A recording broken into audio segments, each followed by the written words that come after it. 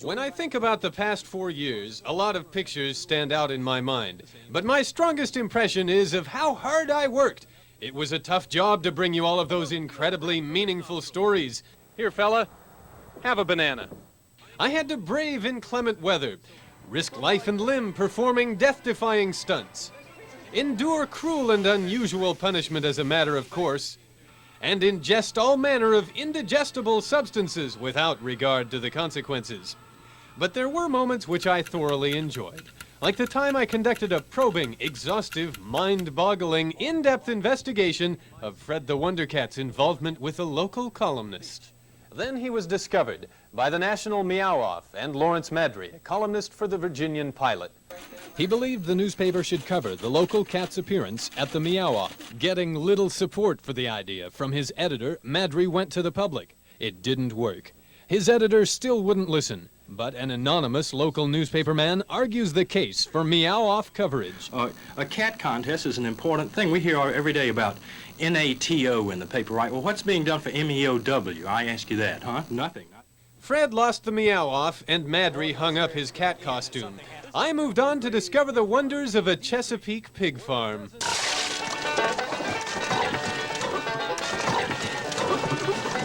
How do you call a pig? What's the secret to hog calling? Woo! Woo! There he comes. There he is right there. Can you teach me how to do that? That's easy to do. I got to do that thing. Whoop! Whoop!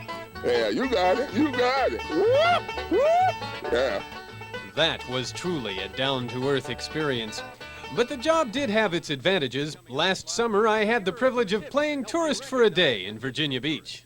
Here we have a pair of typical tourists out to see the sights of Virginia Beach. Notice how well they blend in with their surroundings. No one gives them a second glance because it is plain to see they are merely tourists. Excuse me, ma'am, are you a tourist? Yes, we are. Why don't you look like me? Well, I'm not that desperate yet. Yes, I've certainly had some strange experiences, but the strangest one of all was a visit to the Pac-Man zone. This innocent reporter is about to become lost in the Pac-Man zone. That story was rather prophetic, since I'm now moving to California to write computer games for a living, and I promise to make games that are mentally stimulating.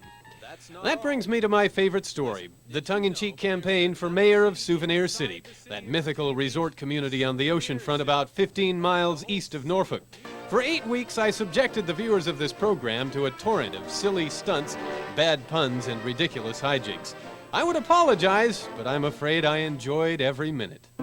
He's got a good thing going, and he's gonna keep it going from Trashmore to the Bay. Gonna keep it growing while the cash keeps flowing and the interest rate's okay. From Pungo to the boardwalk, hear us as we say. Keep the money flowing and his bank account growing, bucks for Beck today. So with that, let me simply say thank you. Thanks for being my friends. Kellyn Beeck, 13 News. So long for now.